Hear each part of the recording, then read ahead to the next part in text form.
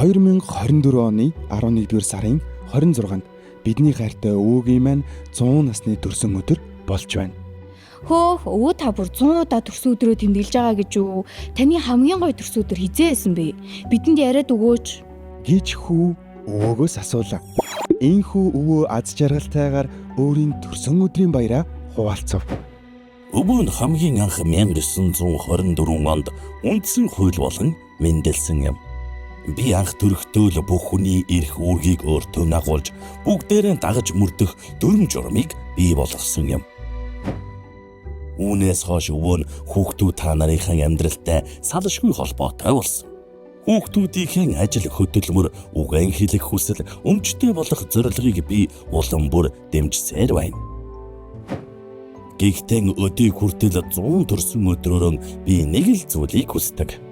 Хүүхдүүд та нар минь бүгдээрээ эрүүл аюулгүй байж, сурж боловсрох, халташгүй чөлөөтэй байх үндсэн эрхээ эдэлж, хуулийг хөндлөн дээдлэх үндсэн үүргэн биелүүлээсэ гэж хүсэж байна. Тиймээс миний хүүхдүүд жил бүр өвөөгийнхөө төрсөн өдрөөр түүхийг минь санан тунхаглаж, ирээдүйн хойч үедээ дамжуулан ярьж байгаарай.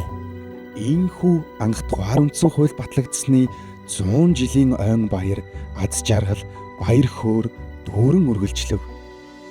Монгол улсын иргэн бүр түүх соёлоо сэргээн санаж, үндсэн хуулиан эрхэмлэн дээдлэе.